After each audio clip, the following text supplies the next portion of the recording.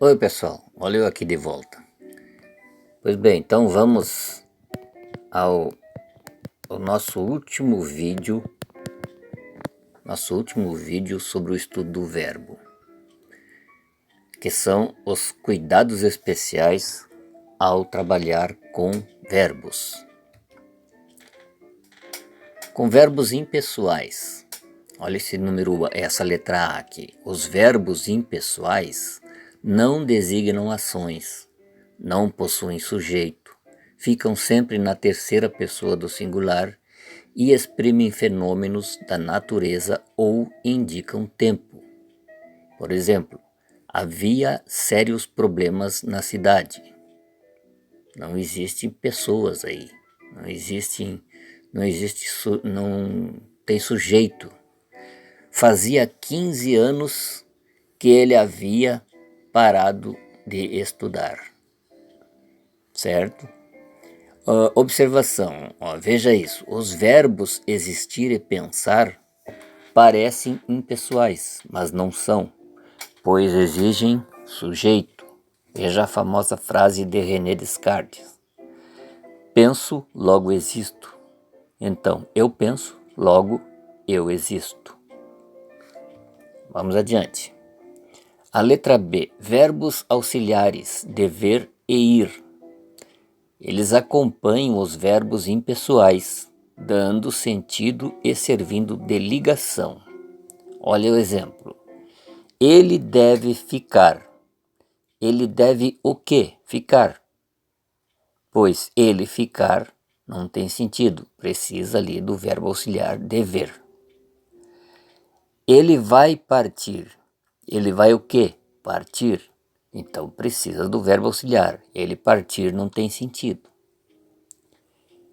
Muda a situação se essa conjugação for para o futuro do presente, eliminando o verbo auxiliar. Ele ficará. Ele partirá. Então não precisa mais do verbo auxiliar.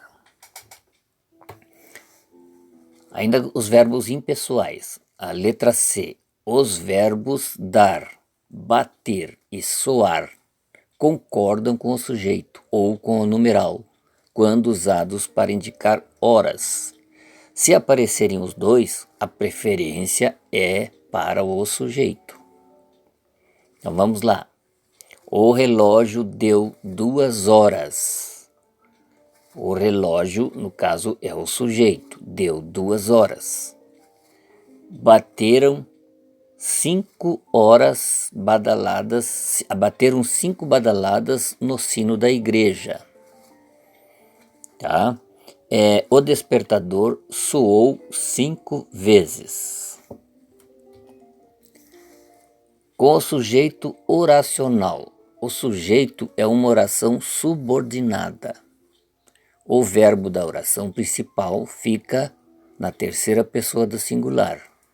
Estudar bastante aumenta as notas. Olha, estudar bastante aumenta terceira pessoa do singular, as notas.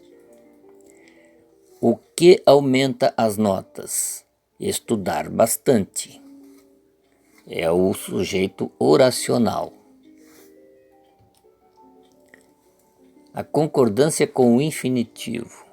Um verbo está no infinitivo pessoal quando sugere a existência de um agente, ou seja, de um sujeito na oração, e flexiona-se em função desse agente.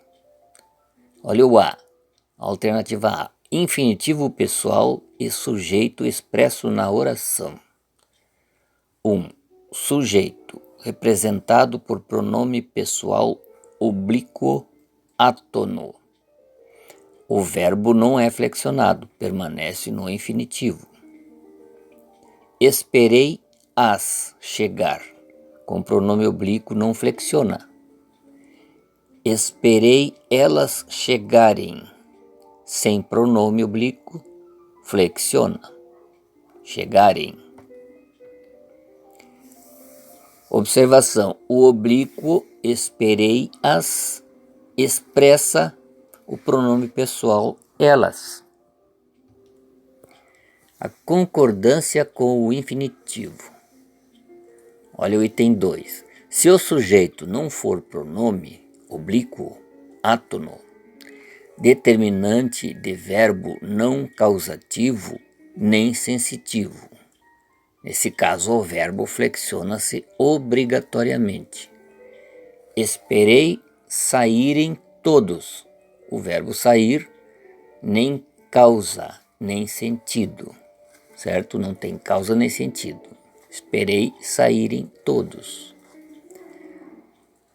Outra hipótese, mas se o sujeito tiver pronome átono e for ligado a um verbo causativo ou sensitivo, o verbo não flexiona, permanece no infinitivo.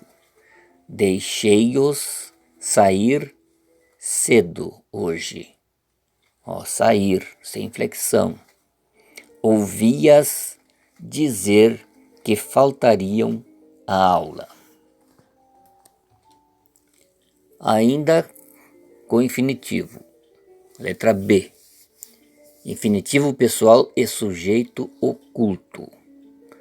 Quando o verbo tem seu sujeito diferente do sujeito da oração principal, a flexão do verbo é obrigatória.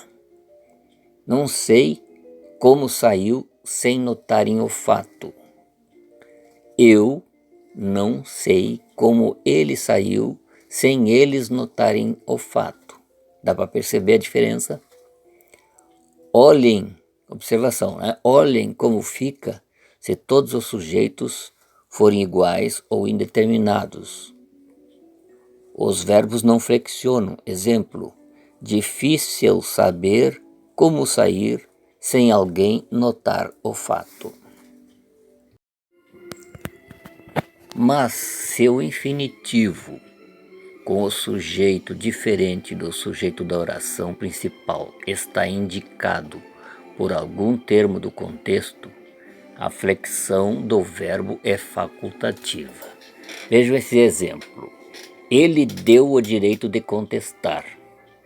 Olha bem, aqui a gente pode colocar ele nos deu o direito de contestar ou ele nos deu o direito de contestarmos. Então fica indicado algum termo no contexto. Esse termo é nós. Ele deu a quem o direito de contestar? A nós, certo? Então não é facultativo. Ele nos deu o direito de contestar. Não mudou o verbo, certo? E ele nos deu o direito de contestarmos.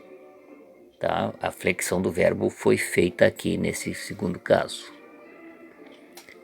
Vamos para o 3. Se o sujeito do verbo for idêntico ao verbo da oração principal, a flexão do infinitivo também é facultativa.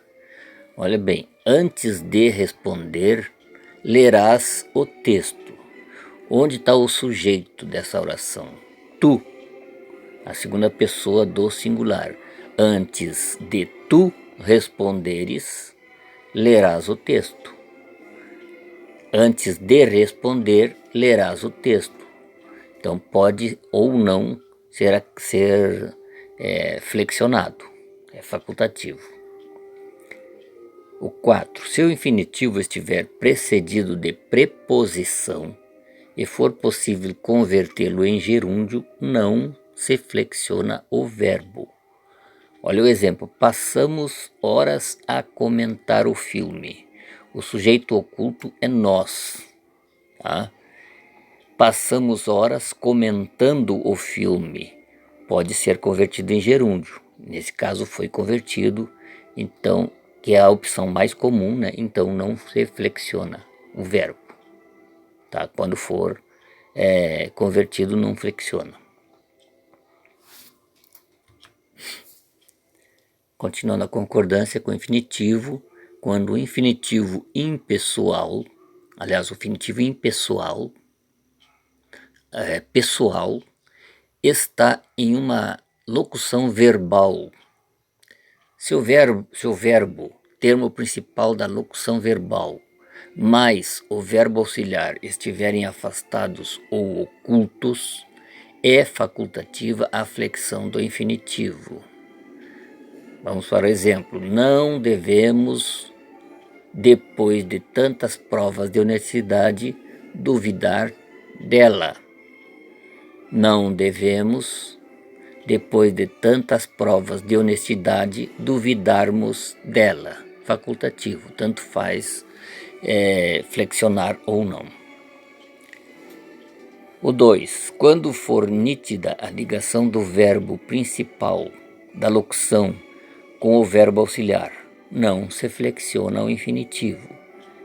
Acabamos de fazer os exercícios. Fazer fica no infinitivo, não flexiona. E a observação, acabamos de fazer, locução verbal. Acabamos ligado a fazer, pelo pronome de. Ligação nítida, então fazer permanece no infinitivo. E aqui terminamos o nosso estudo do verbo. Espero que tenha sido útil. Até um próximo assunto, um próximo tema, tá? Até mais. Tchau.